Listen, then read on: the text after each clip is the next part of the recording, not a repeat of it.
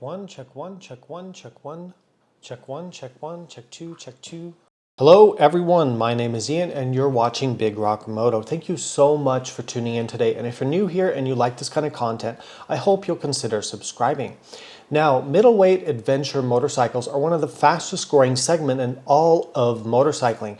And this makes really good sense because a middleweight adventure bike, it usually is big enough and powerful enough and has enough features to take you pretty comfortably down the highway, but it's also not too big and heavy to take into off-road terrain.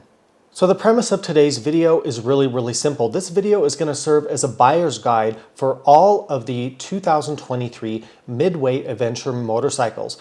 As you probably know, this year, a lot of companies have introduced new entrants to the middleweight adventure motorcycle segment. So I think it's time we get all these bikes together, compare the specs, look at the data, talk about how I rank some of them, and just have a general look at this segment. Now I'm going to save this first bullet point here for the next slide when we talk about how middleweight fits in and how I define that. But it's going to be between 450 and 510 pounds or 204 and 231 kilograms. And this is wet weight, so fully fueled up, ready to ride.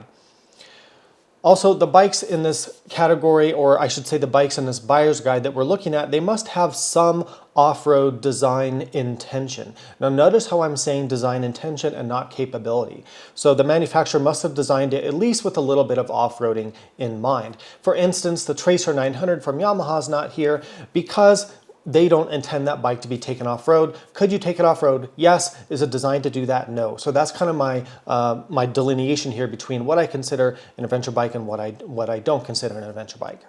Now, if you're looking at used adventure bikes, I have another video, I'll link that here below, where we talk about used adventure bikes starting at just $2,500. Another thing to keep in mind as we go through this is that anytime that I do any sort of ratings or rankings or assign a score to something, it can be very controversial. Please don't get upset about it or emotional about it or take it personally for your bike that you may own. The ratings that I have here are subjective. Of course they're subjective, and they're also relative. So they're relative to the other bikes in the segment that I've ridden. All right, so before we jump into the buyer's guide, let's look at how I break down or how I categorize adventure bikes. So this is really not talking about dual sport bikes. It's really just the adventure bikes which are designed to do some long distance travel. So I really can look at all the adventure bikes and break them into three categories. And they kind of have nice breakpoints between them to categorize them. So a lightweight adventure bike, I'm going to consider that anything under 450 pounds or 204 kilograms.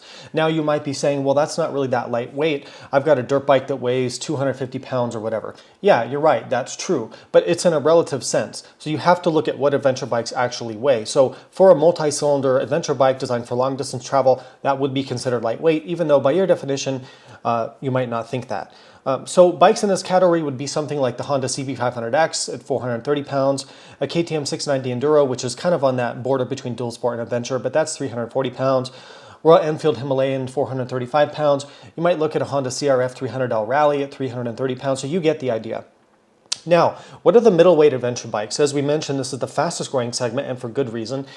These bikes really come in between 450 and 510 pounds or 204 to 231 kilograms. Keep in mind, I'm always talking about wet weight. Full tank of fuel, battery fluids, ready to ride, but it doesn't include things like luggage or other accessories like that. So this category would include bikes like the Tenere 700 at 450 pounds, KTM 890 Adventure at 468 pounds, or a Tiger 900 Rally at 500 pounds. You'll see that as we go through the buyer's guide, some things don't fit quite exactly. So I think I have a couple bikes that are like 515 pounds, but I snuck them in here because I didn't think they belonged in the heavyweight category. So if we look at the heavyweight adventure bikes, this is going to be 510 pounds, 231 kilograms and above. So this is going to be things like an F850 GS Adventure, not the standard 850 GS. So some important things to note here. This is not based, I'm not basing this on engine size. I think it's actually better to base this on weight instead of engine size. So you're going to see the Africa Twin 1100 base model included as a middleweight adventure bike because by weight it falls at that 500 pound mark, making it a middleweight bike. If you look at the Adventure Sports version of the Africa Twin, that pushes it up into the heavyweight category to compete with things like a BMW 1250 GS Adventure at 549 pounds. So that's an important note. Also, you see the F850 GS Adventure here, even though it's a smaller engine, it's actually a heavyweight bike according to my categorization, because it's over that 510 pound mark at 535 pounds. So I hope that makes sense. Don't necessarily go by engine size when you're looking at this, because that's not going to matter. When you have to go pick up the bike, when you've dropped it off-road, if you crashed it, or you're moving it around your garage, what you're really dealing with is the weight of the bike. Some more notes I have: download the 2-page PDF buyer's guide, which is linked below here in the video description and a pinned comment. That's going to give you a very simple snapshot of all the specs, all the detailed specs and features of all these bikes. I spent a long time compiling this. I'm giving it out for free. The only thing I would ask in return is support the channel through the various ways that I always ask. You know, comment, like, subscribe, but also Patreon if you want, and use my affiliate links when you're buying parts and gear. So please support if you like stuff like this. I hope it's useful. But yeah, go ahead and download that. Keep it on your phone when you're shopping. Download it to whatever. Keep it on your Google Drive, whatever you want to do. It's really a useful guide. And as far as I know, I'm the only person in a motorcycle YouTuber or motorcycle journalist space that's doing anything remotely like that and giving it out for free. So please take advantage of it. So here's a look at the guide here. So this is just a snapshot of it because I can't show it all on the screen. There's 20 motorcycles in this segment for 2023. And I put all this information here. So you've got everything from the base price, wheel sizes, engine configuration, the weights, power, fuel capacity, range, seat height, suspension travel, ground clearance, whether the suspension is adjustable, where's the air filter access. That's very important for adventure bikes. Valve intervals, electronic aids, what do they have? Do they have cruise control? Do they have tubeless wheels? And then I've got the scoring. So like I mentioned before, please don't take the scoring too seriously, and please don't get upset about it if I mark down your favorite bike. It's just a relative score that I have to assign from 1 to 5 based on all the bikes in the category I've ridden. So it's subjective and it's relative. Just keep those things in mind. But I picked 4 categories: off-road performance, on-road performance, comfort, and then fun factor. And of course, fun factor is probably the most subjective one, but I wanted to throw something like that in there. So it's a total of 5 for each category, total of 20 possible points, and so each bike ends up getting a score out of 20 possible points. Now, this doesn't factor in things like reliability, durability, dealer network, all those sorts of things that make a huge impact into what motorcycle you decide to buy. It just factors in basically how they perform and how much fun they are to ride. So keep that in mind. It's just impossible to factor in things like reliability into something like this. Some more notes as we get started here. The following slides are in ascending price order. So I started at the lowest price going up to the highest price. And again, please support the channel if you find this useful. So with that, let's get started.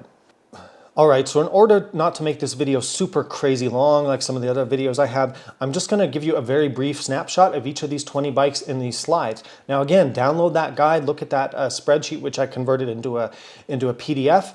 That's gonna show you all the specs and information that you care about when you're looking at an adventure bike. So please get that, go ahead and download that guide. But on the slides, I'm just giving you a snapshot of the information. I'm also showing you the scoring, but I'm only scoring the bikes that I've ridden and tested. I think it would be really unfair and sort of not very, just not very real to sort of try to rank bikes based on their specs. It's something I haven't ridden, so I'm not gonna do that. Let's start with the KLR 650. So this is going to be the most affordable brand new middleweight adventure bike for 2023. $68.99 base price here in the US. I've reviewed this bike, so you can see here, if I've reviewed the bike on a channel, I have a little note down here, so you can go ahead and go look for that review on my channel. I hope you'll check those out. This bike is 456 pounds or 207 kilograms, about 40 horsepower or about 30 kilowatts. So the scores that I've given the KLR 650.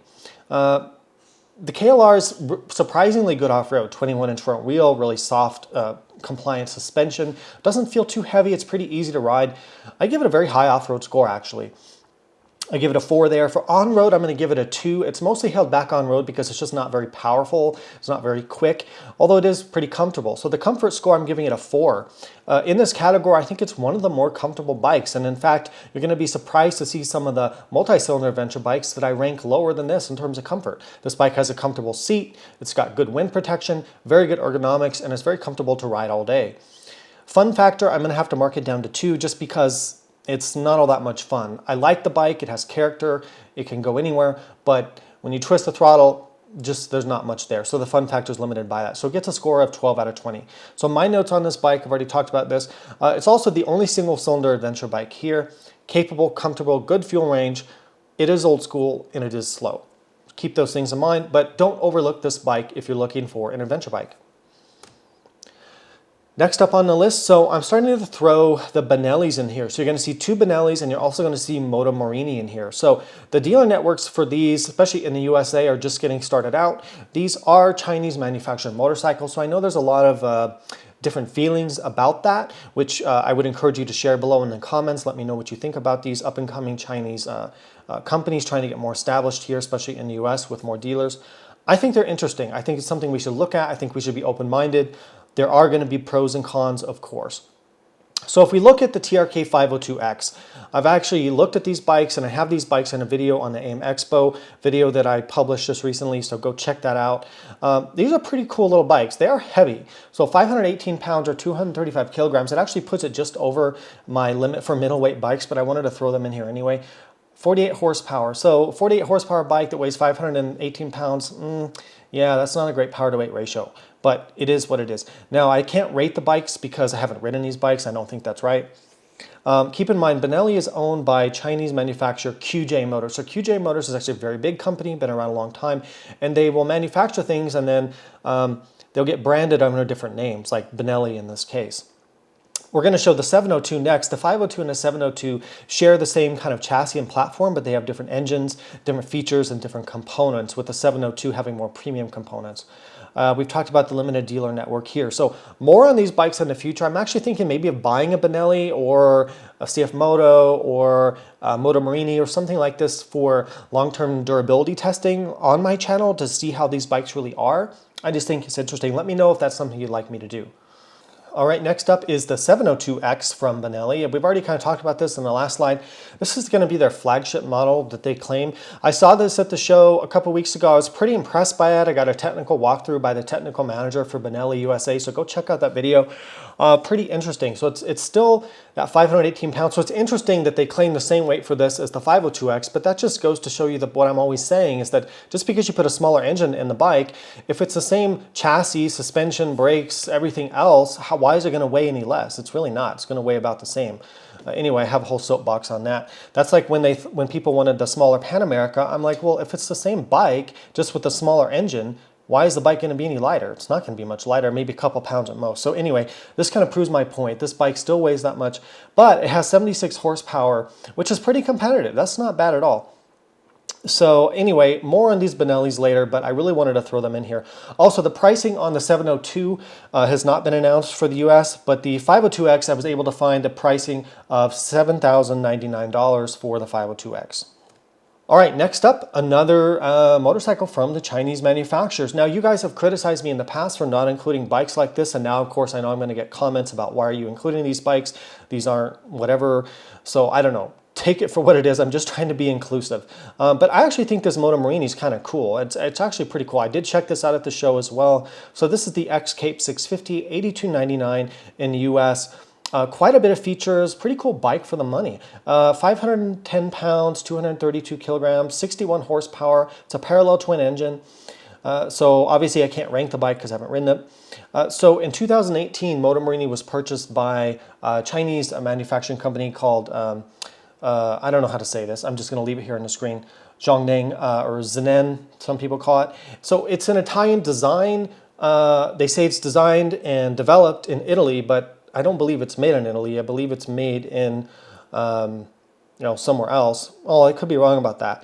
But it has a CF Moto engine, and CF Moto is a Chinese motorcycle manufacturer for engines, which actually is very well established. So anyway, these can get confusing because you've got one big Chinese kind of conglomerate that owns different companies, and then they buy a brand name from like this Italian company to use the brand name. Then they go here to get the motor and they put it together. So it can be a little confusing to figure out what you're actually getting, but it's worth more investigation. And this is a bike that I did talk to the folks at MotoMorini. I might be able to get this for testing. It looked pretty promising in person. Has a lot of features for the money. So anyway, let's move on. Now I apologize if I'm talking a little bit fast, but I don't want this video to go on forever. All right, at $9,399, we've got the Suzuki V-Strom 650 XT. Now, there's a little bit of question mark whether this is continuing for 2023 and 24 since they have the V-Strom 800DE. I'm not exactly sure at the time I'm filming this video if it is continuing, but you can still find these for sale brand new. I wanted to go ahead and include it here. Potentially could be discontinued, we just don't know. Another thing about V-Strom, well, I'll get to this point later, but Anyway, I have reviewed this bike, so go check out the video. It's 476 pounds, really not too bad, 216 kilograms. I'm sorry, that 40 horsepower is a typo. I know it's not like that in the spreadsheet. This bike actually has about, I think about 65 horsepower, so sorry about that. My ratings for the V-Strom 650. So, done a lot of testing with this bike. I've actually owned the V-Strom 650 actually in the past. So I would give it a 2 for off-road. It's limited by ground clearance and suspension travel for off-roading. On-road, very, very good. Good amount of power, you know, good road bike, decent wind protection. I'll give it a 3 out of 5. Comfort, I'm going to give it a 5. This is a very, very comfortable bike. Wide, comfortable, supportive seat, good wind protection, good ergonomics. The motor doesn't have any vibration. It's a bike you can tour on all day long, day after day. Very, very comfortable, so I give it very high marks there. Fun factor, I'm going to give it a 3. I do like the V-twin engine, the 90-degree V-twin. Very smooth, very punchy, great motor, pretty fun to ride, though not super fast at around 65 horsepower. So I'll give it a 3 there for a total score of 13 out of 20. So my notes are here. Don't underestimate the abilities. Smooth motor, very comfortable. Doesn't V-Strom, have you ever heard of a V-Strom breaking down? They don't break down. And it's not great for fast off-roading. It's not a hard charging off-road bike. All right, next up, a bike that I've also reviewed on the channel, the BMW F750 GS. This comes in at a base price of $9,995, but as I mentioned in my review, that's a little bit misleading because you're not going to find many of those at that base price, and BMW adds a lot of options, so most of these bikes are going to be more like $12,000. But technically, you could order or buy one for just under $10,000 US. So, 493 pounds, 224 kilograms, about 77 horsepower, 57 kilowatts. My scores, off-road, I give it a 2, limited by ground clearance, limited by suspension travel. Not a great off-road bike, but doable for gravel roads. On-road, I'll give it a 3. Doesn't have the best wind protection, doesn't have the best power, not the most comfortable bike, so I would like to see a higher score there, but I just can't do that. Comfort, I'm also going to give it a 3. It's okay, but it's not great. Fun factor is pretty low. I'm going to give it a 2, so for a total of 10 out of 20. My notes on the bike, this is the lower seat, lower power, and lower spec version and detuned motor of the F850 GS. So they use that same platform, that same engine architecture, but they changed the tuning, it has smaller wheels, all those sorts of things. So they're making it more lower to the ground, more beginner friendly, and cutting the power, cutting the features, cutting the suspension, stuff like that. This bike could be really good for shorter riders. We've mentioned it's not great off-road, but all that in mind, it is backed by BMW's warranty, their dealer network, and BMW's quality at a pretty decent, pretty affordable price. So definitely something to worth looking at if you're maybe a newer rider or shorter rider, or you're just not an aggressive off-road rider and you like BMW. Really good option to look at. Next up on the list, and of course we couldn't forget this bike, at $10,499 base price for 2023, is Yamaha's Tenere 700. Now, this is the base model. In the USA, we don't get any of those other versions. Unfortunately, I don't know why. I can't believe Yamaha doesn't do that, but we don't get the World Raid. We don't get the new, what do they call it, Extreme version or travel versions or whatever. Nope, we just get the base model. I have reviewed this bike, so go check out those videos. I own this bike for about 6 months to a year, something like that. I do love these bikes. They're amazing. So 450 pounds, 204 kilograms, 72 horsepower. Off-road, I'll give it a 4. Very good off-road bike. On-road, I'm going to mark it down to a 3. You know, not a lot of wind protection, not a lot of top-end power. The gearing's a little bit short for being on the highway, so you get the revs up there a little bit high. Not terrible, just not great. Comfort, I'm going to mark it down to a 2. The seat's not all that comfortable. I mentioned the wind protection's not great. The engine is spinning a little bit high, so it's not the most comfortable thing, but it's fine, it's good, and with some modifications you can make it really good. Fun factor, I'm going to mark it pretty high. I'm going to give it a 4. This bike has a great, lively chassis. It's fun to ride. The motor's super torquey and super fun. You're going to have fun riding it. So it gets a total score of 13 out of 20. Now again, keep in mind what I said about these rankings. There's a good reason that this is one of the most popular adventure bikes right now in the world because it's super reliable, it performs well in all conditions, and it's affordable, and it's Yamaha. So again, my scores don't take into account those things. So if you somehow were to include that, this bike would get a higher score, but it's not really professional or journalistic of me to try to include factors like that in this score. You'll have to make up your own mind on those things. So my notes, it's already a legend, reliable, simple, capable, fun to ride, extensive ability to modify. There's a huge aftermarket for this bike. You can make it into anything you want. You want a rally bike? Sure, you can build one. You want a touring bike? Sure, you can build one. And we've already mentioned the fact that we don't get any of the special versions here in the USA. All right, here's a cool new face for this presentation, the new Transalp 750 from Honda. So we're just starting to see some of the first ride reviews come out of the press introduction over in Europe on this bike, and it looks pretty promising. Although I don't think it's the mini Africa Twin that people wanted, I think what Honda did is it's a Transalp. The Transalp has always been, and still is, more of an all-roads touring bike than a hard-charging off-road bike. So I was a little perplexed why people expected it to be some super great off-road bike. It's not trying to compete with a T7 or a KTM 890 or something like that, or even a Tuareg 660. It's just not. It's more competing with something like a V-Strom or something like that. So 458 pounds, pretty lightweight. I like that. That's a pretty lightweight bike for what this thing is. 207 kilograms, 90 horsepower. That's a lot of power from this little twin-cylinder engine there. 67 kilowatts. Can't rate the bike because I haven't ridden it. My notes, it's an old name for a new bike. Powerful, relatively light, all-roads touring bike. It's not an off-road charger. You know, you got to look at the lower ground clearance, the lower suspension travel. Yeah, it's not, you know, non-adjustable suspension. It's not a super capable off-road bike, but you could certainly do off-roading with it. Just don't go too fast. Some misses on the bike. You know, everyone's already mentioned this. They don't have cruise control for some odd reason. They don't have tubeless wheels for some odd reason. Maybe for budget reasons or trying to come in at a good price. I'll test this bike as soon as I can. One note about the pricing. The pricing here is an estimate for the US at $10,999 based on the prices we're seeing worldwide. I had to kind of do some math and do some conversions on that, but that could be a little bit higher, a little bit lower, because you can't just convert a currency from what the bike sells in another country. That won't really be accurate because bikes have different prices in different countries in a relative sense. So anyway, that's just a guess on the pricing. All right, next up is another V-Strom. So this is the new V-Strom 800 DE. We don't know what DE stands for, but it signifies their off-road oriented V-Strom with the 21-inch front wheel, more suspension travel. They also have a DE version of the 1050, which is pretty cool.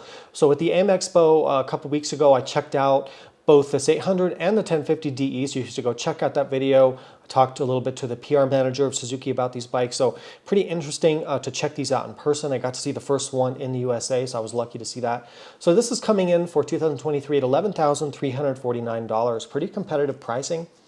Some people have complained about the weight. It does seem a little bit heavy on paper, 507 pounds or 230 kilograms wet weight. Yeah, I don't know where the weight's coming from. I'd like to see more closer to that Transalp figure of like 460, 470 pounds maybe, but you know, we'll see how it rides. You can't go based on a spec sheet. The bike may not feel that heavy in person. When I sat on it at the show, it didn't feel heavy at all, but of course it probably didn't have a fuel or battery in it either. Can't rate the bike yet, obviously. So another new entrant here. It's heavy on paper, but the suspension's really promising because it's long travel. I think it's about 220 mil travel, fully adjustable suspension compared to something like a Transalp, which doesn't have any suspension adjustment and has a lot less suspension travel. So I think this is probably going to be a better off-road bike than the Transalp in my estimate, in my guess.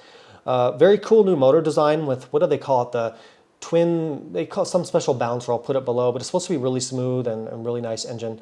And you know, Suzuki's, they're always very well made, very reliable. They put a lot of time and effort into their engine design and engineering, and they run stuff for a long time, and they just don't break down. And I should be able to get one of these for test in early April, April, May, June, somewhere in there. Next up, a bike that a lot of people overlook, and you really shouldn't overlook this bike. I've done a first ride review of this bike. I really like it. I think it's very promising. Moto Guzzi V85 TT, $11,999 without any bags or accessories or anything. You see a lot of these for $12,000, $13,000, but they have like bags and other accessories, windshields, heated grip, stuff like that. Pretty cool motorcycle here. Just over 500 pounds. It's not too heavy. 229 kilograms. It's got 80 horsepower, decent amount of power. Off-road, I give it a 3. Pretty good off-road, decent suspension, doesn't feel too heavy, it's not too tall. On-road, I'll also give it a 3. Comfort seemed very comfortable to me. Good seat, good wind protection that you can get with the bigger windshields. I would give it a 4 there. Fun factor is a 3. That's propped up a little bit by it has a lot of character and charisma and charm. It kind of feels like an older BMW Boxer engine. You get that kind of side-to-side movement of the bike, and it's a characterful engine. I really like it. So total score at 13 out of 20. So my notes here, this is a overlooked or often overlooked shaft drive. That's a thing to note here. This is the only bike, let's slow down and say this. This is the only motorcycle in the mid-size adventure category with a shaft drive. That's pretty cool, right? No chain maintenance. It's laid back, it's low to the ground, it's well priced, it has a ton of character and charm. It can feel a little bit old-fashioned, which could be good or bad depending on your point of view. And I really think you should go check one of these out. All right, next up is the Triumph Tiger 850 Sport, $12,290 base price, 478 pounds, 216 kilos, about 84 horsepower.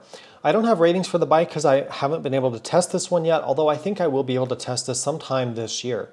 So here's my notes on the 850 Sport. So you have to think of the 850 Sport. Here's a way to think of it. If you know the BMW 750 and 850 models, it's kind of the same idea. So the 850 Tiger is to the 900 Tiger what the BMW F750 is to the F850. So it's the same platform, but it has smaller wheels. It has a detuned version of the same capacity motor. So it's not a smaller engine as some people think. That's why these marketing names get so confusing. 750s, 850s, 900s. I mean, what is the engine size actually? Well, a lot of times that's a little bit misleading, but it's a detuned version of the Tiger 900 motor.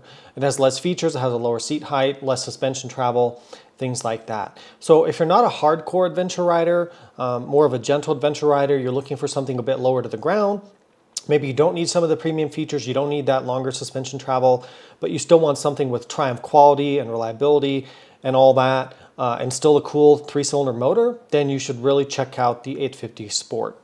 $12,290 base price for 2023. That went up about $300. The Aprilia Tuareg 660. Now, of course, I have a ton of information on this bike if you've seen my channel because I actually own one of these bikes. I bought it, I think, maybe September, October of 2022, and I've been riding it since then. 450 pounds, 204 kilograms, 80 horsepower or 60 kilowatts. Here's my ratings for the bike. Off-road, it's a 5. This is, I think, tied with the KTM 890 Adventure R for the most off-road capable mid-size adventure bike. The things that go into that, suspension, number one, the suspension on this bike is class leading with the 890R model, just as good as that. Very good suspension, supportive but also compliant, full adjustability and really long travel. It's amazing what the suspension on this bike can handle. The chassis on this bike's really good. The center of gravity is low. They've centralized the mass low on the bike. And although it doesn't have the extreme fuel tank design of the KTM 890, the fuel cell's actually not up here. Where you see this up here, that's actually not the fuel tank. That's a plastic cover. The fuel tank actually sits down inside the midsection of the bike in a fuel cell. So they really tried and succeeded with the mass centralization on the Tuareg, and it really works. So anyway, off-road it gets a 5. On-road, I give it a 3. You know, kind of like the Tenere 700. It revs a little bit high on road. It's not the best wind protection, things like that, but it's pretty good, so I'll give it a 3. Comfort, I'll give it a 3. I would rate it more comfortable than a Tenere 700. The seat is a lot better. The wind protection's a little bit better. Fun factor, it's very fun to ride. I give it a 4. I almost want to give it a 5. The engine has this amazing intake growl to it. The chassis is super responsive. It feels light. Man, it really is fun to ride, so I'll give it a 4. So total score pretty high, 15 out of 20. So here's my notes. We talked about this, tied with the 890R for the most off-road capable adventure bike. Great suspension, great motor, good comfort, relatively light, low center of gravity. It's got cruise control, it's got tubeless wheels, it's got traction control, switchable ABS, the ride modes, they remember when you shut the key off. So many good things I could say about this bike. I'm really happy with it. The only downside with the Aprilia is, well, there's lack of dealership network for Aprilia. Next up is the Husqvarna Norden 901, $14,499 for 2023. That did go up about $500. When I bought my Norden back in about a year ago, it was $13,999. I do remember that. So 472 pounds, 214 kilograms, 105 horsepower, or 77 kilowatts. One of the more powerful midsize adventure bikes that you can get. So off-road, I will give this bike a 4. It's got the same amazing chassis and low center of gravity and handling that the KTM 890 does because it is a KTM 890 platform. So I give it a 4. It doesn't have the suspension of the R model KTM. However, it's got the WP Apex suspension, which is good, above average, but not the best. On-road, I'll give it a 4. Tons of power, very comfortable. Comfort, I'm going to give it a 3, and the reason I mark it down a little bit well, there's good and bad. The seat is really good, really wide and supportive on the Norden, a lot more comfortable than the KTM. The windshield, I hate the windshield though. It was just one of the worst things I remember about riding the Norden. and I did some trips on it, was the wind buffeting, and no matter what I did to it, putting different visors on it, trying to change it, couldn't get away from the wind buffeting. So I do mark it down there a little bit. Fun factor, give it a 4, very fun. So total 15 out of 20. So my notes here, it's the KTM 890 motor and chassis with a different seat, different styling. So if you don't like the styling of the KTM, then here you go with the Husky. WP Apex suspension. It's a great all-around adventure bike. You really can't go wrong with it. I'm sure there's other windshields now that are out in the aftermarket where you can deal with the wind buffeting. I love the looks of it. That depends on you whether you like it or not, but I think it's a great bike. All right, next up, $14,499 base price for the base model with a manual transmission. No adventure sports here and no dual clutch transmission. That's how you get into that middleweight category. So like I mentioned at the introduction to the video, you would think this bike would go into the heavyweight adventure bike category based on its engine size, but it doesn't. It actually competes with the bikes with smaller engines because of its weight. It's relatively light at 500 pounds for having this big of an engine. 226 kilograms, makes about 100 horsepower, 75 kilowatts. It also makes, I think, probably the most torque of any bike in this segment because you're getting that bigger engine. So here's my ratings for the Africa Twin. So I've owned a lot of Africa Twins. I've had the standard models, I've had the old 1000 versions, I've had the Adventure Sports versions, I've tested the DCT models, the manual models, so I have pretty good experience with these. So off-road, I'm going to give it a 3. It is a little bit heavy and a little bit top heavy. The suspension is good, but it's not amazing. Pretty neutral handling, pretty good, reliable off-road bike, just not the best in the class. On-road, I will give it a 4. For comfort, I'm going to give it just a 3. The wind protection could be better. It has some engine heat there that I didn't like. So I don't know. Comfort, I think, could be a little bit improved on this bike. Fun factor, I'm going to give it only a 3. Despite having 100 horsepower, it doesn't feel very quick. And I don't mean to make mad any of the Honda fanboys out there, but it doesn't feel that exciting to ride. It kind of feels like it's so detuned for being an 1100. So if that makes any sense. So I'll give it a 13 out of 20. So my notes, despite the large engine, it's actually a midweight adventure bike in the base trim. Great electronics, really good controls. You can control engine braking, 7 or 8 levels of traction control, different ABS settings. You've got Android Auto and Apple CarPlay, the only bike in the category to have that, which is genuinely useful. I have some videos showing that. You've got the optional dual clutch transmission, which is pretty cool. You've got the Honda reliability, a great all-around package, and it's really well priced. For everything you're getting for $14,500, this is really, really good. You should not be overlooking that. All right, next up, $14,550 if you include the tech back. So this bike actually is $13,999, but if you want the cruise control, the rally mode, quick shifter, stuff like that, which most people do, actually, to get those features, the bike's going to cost you just over $14,500.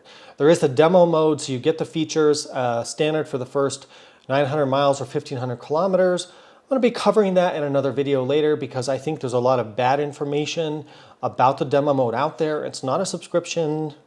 And in fact, these features have always been an extra cost on this bike. It's just the way that KTM is doing it now for 2023 is they're giving you the features for a while and then they're going to turn off. So I think that was a mistake by KTM because it makes people feel like, you know, you're giving me a bike with these features and then you're holding me hostage and saying, well, if you want to keep those features turned on, now you have to pay us more money. So they were getting the money in the past already for the extra features, but now they've done it in such a way where they just make everybody angry. So I think it was a huge PR mistake by KTM to do that, although they probably intended it well, thinking that people could try out the features. So anyway, that's my rant on the demo mode. I see both sides of it. Just know that that's what's happening. You're going to have to pay if you want those things. So this is the base model 2023 KTM 890 Adventure. So it's been updated for 2023. New TFT screen, updated electronics, updated suspension settings, which are supposed to be a lot better, updated, more comfortable seat, totally new fairing and wind protection design, new windshield. Quite a bit of stuff changed. They've also changed some of the fuel mapping and things like that, maybe the throttle body. So we'll see how those changes pan out. And I will be getting this bike for testing. Now, the weight, 468 pounds, 212 kilograms, 105 horsepower, Can't give you the ratings yet because I haven't tested it yet. So my notes here is that the R gets all the attention and the marketing, and people always buy the R. But in fact, I have a strong theory that the base model would be a better bike for the vast majority of people looking at one of these. And the reason is, it's got a lower center of gravity, everything's lower to the ground, you have a lower seat height, it's easier to reach the ground. You still have very good above average suspension and adjustable suspension now for 2023 that they've added with the WP Apex stuff. 8 inches or 200 mils of travel should be enough for almost any off-road use except the most extreme terrain. So I think this is actually a better bike for most people than the R model. It's also got the lower front fender, which gives you better stability riding on the highway at higher speeds than the high dirt bike fender of the R model. So anyway, don't discount the base model. That's what I'm trying to say. So this is potentially, for the money, probably the best performing mid-size adventure bike for the money. Now again, factor in reliability and some other issues like that, well, that could change your decision. Next up, the R model KTM 890 Adventure, $15,749 with that tech pack. So I think it's $15,299 or $15,199, but then you add the tech pack like I just mentioned, and you bring the price up to here. So I have reviewed, so I'm cheating a little bit here and giving this bike scores because I have so much experience with the 890 Adventure. The scores, I don't think the scores are going to change very much, if at all, based on the redesign with a different fairing. If anything, the score might get higher on comfort if the wind protection is better. So I'm going to go ahead with my off-road score of 5. You just can't beat this for an adventure bike off-road. Suspension, chassis, and everything is just top of the class. On-road, I give it a 4. Comfort, 3. Maybe that comfort rating would go up to a 4 if I can get this bike for testing with the new wind protection, new windshield and fairing design. Could potentially go up. Fun factor, it's incredibly fun to ride. It just makes you laugh and giggle all the time you're riding it. So 5, so total of 17 out of 20, which is the highest score in this test. Or not test, highest score in this buyer's guide. My notes, most off-road capable bike, new fairing, new TFT, updated electronics for 2023, different suspension settings. So they've supposedly made the suspension more compliant for 2023, even though it's the same components. You can't match the low center of gravity, the mass centralization of this bike. The chassis is incredible. So yeah, there's the R model. So coming in at $15,799, the brand new Husqvarna Norden 901 Expedition. Now I made some posts about this bike, not a video, but some posts. And I talked about why I think it's such a good value, but it's even way, way better than I thought. And we'll get to that in a second. So 490 pounds, 222 kilograms, 105 horsepower. Now, the extra weight versus the standard Norden or the 890 Adventure is because it has a lot more equipment. So you've got luggage, you've got the mounting bars for the luggage, you've got extra stuff on here, the heavy-duty skid plate, so that is going to bring that weight up just a little bit, which makes sense. But if you're going to put that stuff anyway on the standard Norden or the standard 890, you're going to be at that same weight. So this bike is an amazing value, and here's why. For this price, which is the price of a bone stock 890 Adventure R with the tech pack, you are getting the suspension from the 890 Adventure R, the WP Explorer suspension, 240 mil travel. You're getting luggage, you're getting heated grips, a heated seat, you're getting an upgraded skid plate. All the technology is already included. You don't have to pay extra for the rally modes and the quick shifter and stuff like that. All of this for $15,800. If you took a KTM 890 Adventure or standard Norden and added all those KTM accessories to it, it'd be way more than this price. So I don't know, they're almost giving these things away at this price. They're gonna sell out fast, so if you want one, go down to your dealer and put on a deposit. Next up, $16,130. And actually I'm cheating a little bit here on this price because I felt that you can get technically an F850 GS at a lower price than this. So I'm breaking my rule a little bit here, but that's the premium package bike, which almost every 850 GS you see is going to have that premium package. I probably should have done that for the 750 as well. But anyway, the premium package is stuff like cruise control, quick shifter, the things that almost all of them have. So this bike comes in at 504 pounds, 228 kilograms, got about 90 horsepower, 67 kilowatts. So I've reviewed the Adventure version, which has the larger fuel tank, the larger fairing, the adjustable windshield, stuff like that, which is heavier and puts it into that heavyweight category. But I still feel that I could rank this bike based on that bike because it's essentially the same motorcycle with just a few small changes. So I'm going to give it 3s across the board. It's kind of like a B- student across the board. It's pretty decent at everything, but it's not great at anything. So off-road 3, yeah, all 3s, so it gets 12 out of 20. It's just, the thing with the F850 GS, even when it was released, it wasn't the most cutting edge, lightest weight, highest performing bike. And now, 4 years later, it's just looking a little bit behind the times. It's not a bad bike at all. And you know, people who own these really like them. They have decent suspension. They're very stable, neutral handling. They've been very, very reliable. They come with a great warranty. You've got the BMW financing programs if you want. There's really nothing bad about it. It just doesn't stand out that much. So don't overlook it. But again, it's not going to be amazing in any area. All right, now if there was going to be an award for the sort of sexiest, coolest looking, like most hip, I don't know, adventure bike in this group, it's got to be the Ducati DesertX. $17,049 base price, 490 pounds, 222 kilograms, 105 horsepower. I'm sorry, that's wrong. That's a typo. It's actually 115 horsepower. So we'll make that correction there. Sorry about that. My scores for the DesertX. This bike is so good at every single way. Off-road, I'll give it a 4. Good suspension, very good suspension actually. Very composed, neutral handling, very stable chassis, long wheelbase. Really good off-road. Just not the lightest, but it's also not too heavy.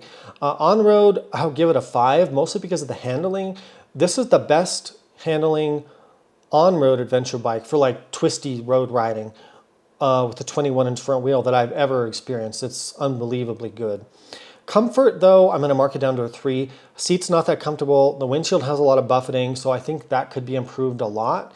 And you could probably fix that in the aftermarket. Fun factor is a 4. Great, punchy, powerful engine, amazing handling. Yeah, really fun bike to ride and a great bike to look at too. So 16 out of 20, I think, making it the second highest score in this buyer's guide. So here's my notes. I've reviewed this bike. You should go check out that review if you haven't already. Exceptional performance in every area, best road handling of almost any adventure bike, great suspension, great motor, stable. The downsides, yeah, we've talked about those in the review. Maintenance, there's maintenance concerns. Ducati's not the best with the whole right to repair thing. Ownership concerns, you know, can you get service manuals? Can you get parts? The expense of things. You know, the air filter's hard to get to. Parts can be very expensive. I talked about, you know, some of the parts they have seem awfully pricey. So if you can deal with some of the higher prices of some of the stuff and some of the more difficult experience of, you know, doing your own maintenance, if that's what you want to do, then, you know, you have to factor those things in. But as a motorcycle to ride, it's really hard to beat the DesertX. The most expensive bike in the test, surprisingly, and we'll talk about why, Triumph Tiger 900 Rally Pro, $17,395 for 2023. I have reviewed this bike. What a great bike. One of my favorite adventure bikes, period. 501 pounds, 227 kilograms, 95 horsepower. I'm giving it 4s across the board here. It's above average in all respects. Off-road, great suspension, good chassis, not too heavy, tractable motor, power delivery, very good. On-road, I also give it a 4. Good power, good comfort, good handling. Comfort, a 4. One of the best wind management or wind protection in the whole segment. Adjustable windshield, good wind protection, comfortable seat, comfortable ergonomics. Motor has a tiny bit of buzz at certain RPMs, but it's not really a big issue, in my opinion. There is some engine heat, which, yeah, that could mark it down a little bit, but I still give it a 4. Fun factor is a 4, so it gets a 16 out of 20, so very, very highly rated in my opinion. Here's my notes. It's the most expensive here, but when you get the Rally Pro, so they actually have a base model, then they have a Rally, then they have a Rally Pro. It's kind of confusing. If you get the Rally Pro, it comes with a lot of stuff. Quick shifter, heated grips, a heated seat, comes with crash bars, just lower crash bars, adjustable windshield, backlit controls. You're getting a lot of equipment here for the money, so that's why the price is a little bit higher. If you added a lot of this stuff to the Ducati, you'd probably be looking at $20,000, just to give you a reference. So really hard to beat this bike. One note I do have, the off-road handling on the Tigers this has always been true. They have a steeper rake angle at around 24 degrees, which makes the bike a little bit less stable off-road, and they benefit from, you know, taking the preload out of the rear suspension and trying to rake the bike out a little bit if you're going to be in the dirt. I have noticed that they are a little bit more twitchy handling in the dirt than some of the other bikes. All right, well, that was a big list. I don't know how long this video is going to turn out to be, but I hope it was useful. I hope it was informative. Again, please remember to download the guide below, the PDF, which I converted from a spreadsheet, which has all the pertinent information on all 20 of these motorcycles. Also, again, just a reminder, keep in mind, don't get too upset about my scores. Just take them with a grain of salt.